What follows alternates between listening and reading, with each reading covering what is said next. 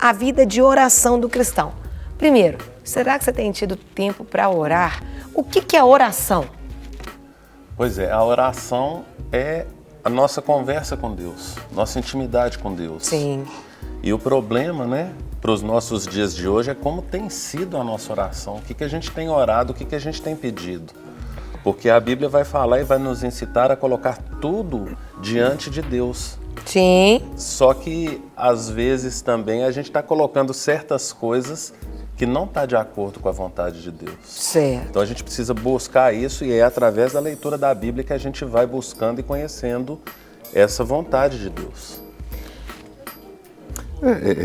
Eu penso que quando fala de oração, a gente só pensa em pedir, né? É verdade. Porque a oração também é uma oportunidade que você tem também de verbalizar a motivação, o seu temor a Deus, o seu respeito, o seu amor a Deus, né?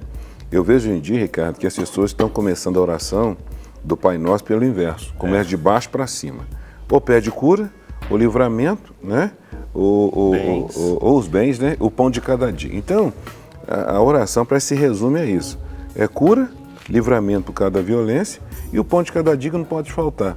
Mas a oração do Pai Nosso, ela vê que ela começa nos chamando para um relacionamento. Ou então, com essa correria louca, a gente só ora hoje para pedir, para a cura e para o pão de cada dia não pode faltar. Mas é aquela parte, né, onde a gente começa a oração do Pai Nosso, onde você tem a oportunidade de dizer, Pai Nosso que estás nos céus, né? Santificado seja o teu nome, através da minha vida, então, que eu possa ser esse canal da manifestação dessa santidade. Eu acho que está muito resumido a isso, né? A oração do Pai Nosso resumiu basicamente no finalzinho. E também eu fico observando que a oração é nosso, né? Mas a gente sempre faz aquela oração egoísta. Pai meu, dá para mim, eu quero para mim. E a gente, às vezes, as nossas orações estão sendo orações só para o nosso eu, esquecendo do outro também. Subjetiva, né? Oração subjetiva. A gente pede individualmente, mas não pede para o coletivo, igual você falou. E é por isso que muitas das nossas orações não são ouvidas. Sim. Porque lá em Tiago 4,3 está escrito que a gente pede e não recebe porque a gente pede mal, porque a gente pede para o nosso próprio interesse. E a gente começa a olhar assim, não, mas espera aí, será que eu realmente estou pedindo coisas para o meu próprio interesse? Ou é para o interesse coletivo? E é para o meu bel prazer, né? Porque vai falar porque é para as minhas mazelas, para os meus desejos, para satisfazer os desejos da minha vontade, não da vontade de Deus. Será que a gente para orar com ações de graça? Eu vou pedir só para agradecer. Só, Deus, obrigada. A gente tem esse hábito de relacionar com Deus em agradecimento. Como que tem acontecido isso? Eu penso que, ele fala, não andeis ansiosos, né? O versículo começa dizendo, não andeis ansiosos. Eu acho que a ansiedade, ela depois não andeis ansiosos, eu acho que as pessoas estão andando tão ansiosas que não conseguem cumprir essa outra parte aí. Então, as orações são ansiosas. Totalmente ansiosas, voltadas para si mesmo, né? E interessante que quando você ora, quando você está ansioso orando, você ora em cima da perspectiva da ansiedade. Então você não tem essa perspectiva de agradecimento, né? Você não tem essa perspectiva de ver esse Deus que toma conta de você, que não vai faltar nada, né? Por isso que a ansiedade toma conta do nosso coração.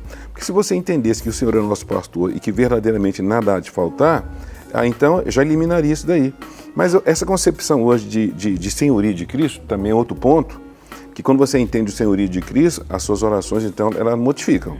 Então, quando a gente fala de oração, tem que olhar toda uma perspectiva também de propósito. Porque quando você entende o propósito de Deus na sua vida, automaticamente o que você vai pedir para somar nesse propósito.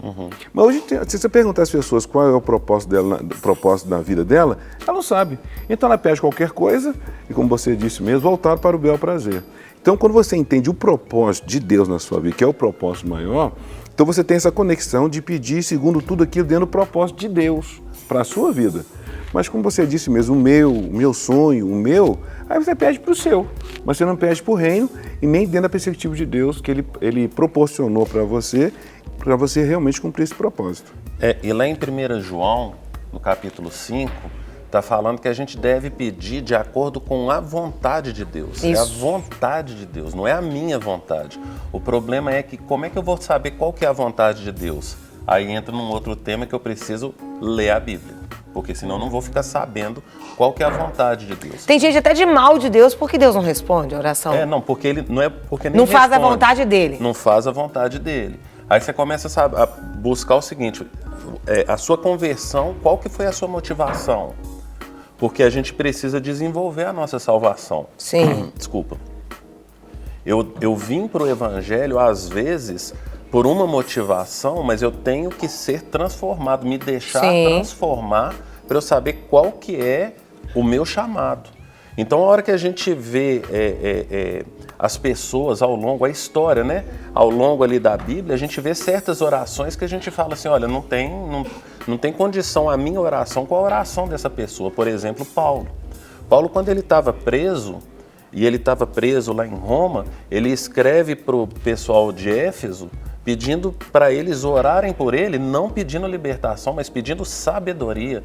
Que Deus me dê sabedoria, está lá em Efésios capítulo 6, versículo 19. Me dá sabedoria para eu pregar o evangelho aqui dentro. Sim. Então você começa a ver assim, qual que é a minha oração? Olho a minha oração hoje e eu olho para Paulo, qual que era a oração dele.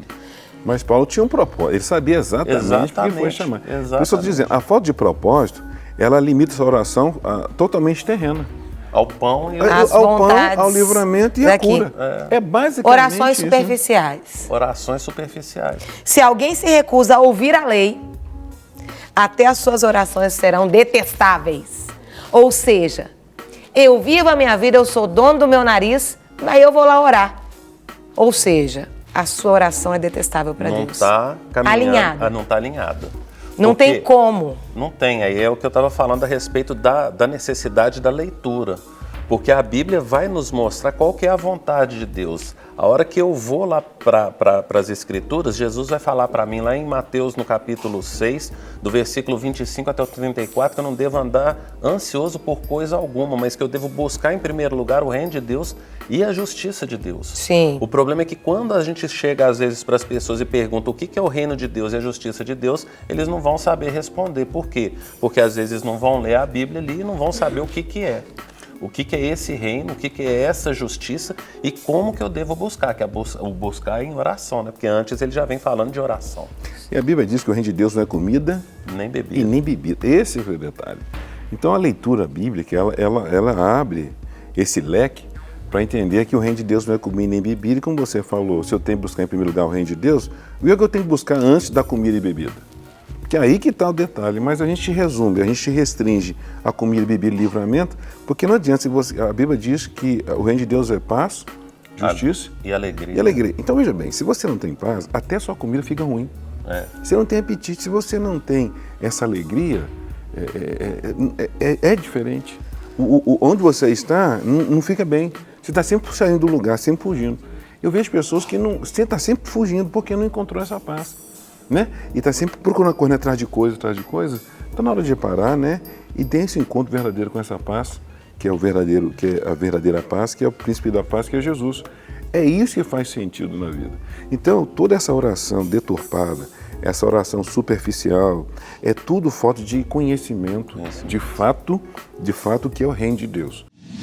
Para receber todas as novidades do canal, inscreva-se e se curtir o vídeo, clique em gostei. Aproveite para acompanhar a Rede Super nas redes sociais.